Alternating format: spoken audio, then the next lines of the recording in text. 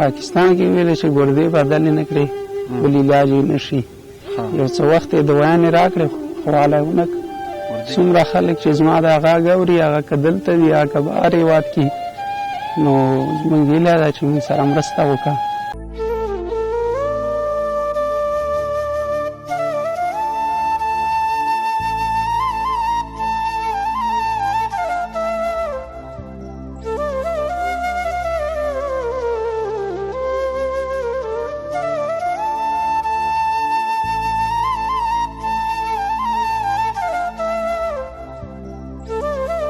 بسم الله الرحمن الرحیم. د المقدس خیره بنسټ قدرمنو اوریدونکو السلام علیکم ورحمت الله وبرکاتو.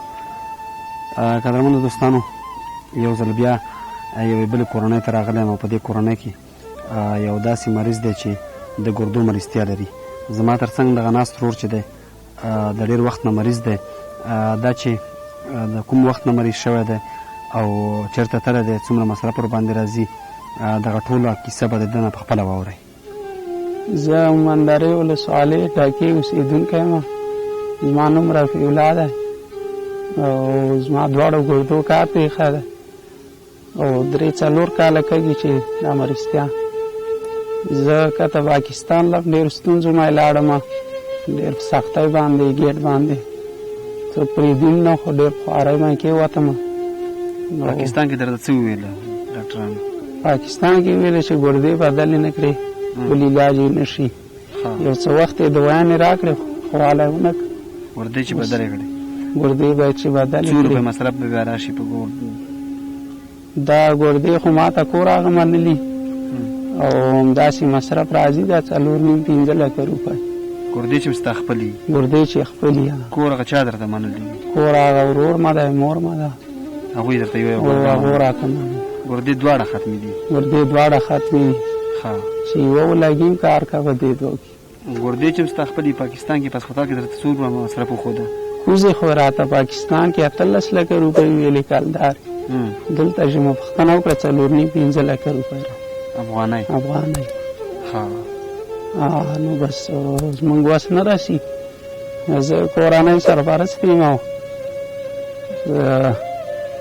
حالات هم ښه نه دي او تاسو ته هم دا غږ در ورسول دی ویډیو د لارې څه مرسته هم وکړه. بس مونږ به دعا ورته کړو ډېره الله ورسره ډېر ښه وکړه.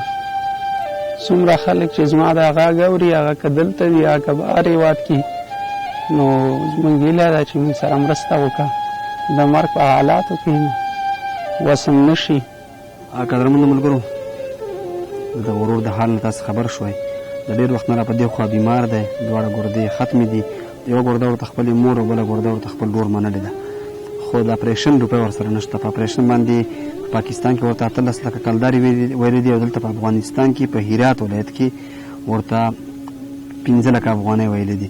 نو د دې یوه روپۍ وس هم نشته او د دې دپاره د عطا خیریه بنسټ لخوا 15,000 افغانۍ منل شوي دي د دې د اپریشن لپاره.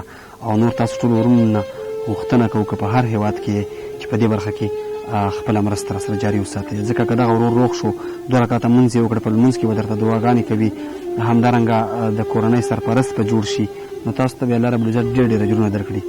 څوک چې هم زموږ دغه ویډیو ګوري زموږ غږ اوري نو خپلې مرستې د دغه خلکو نه مه سپموئ. ډېره زیاته مننه.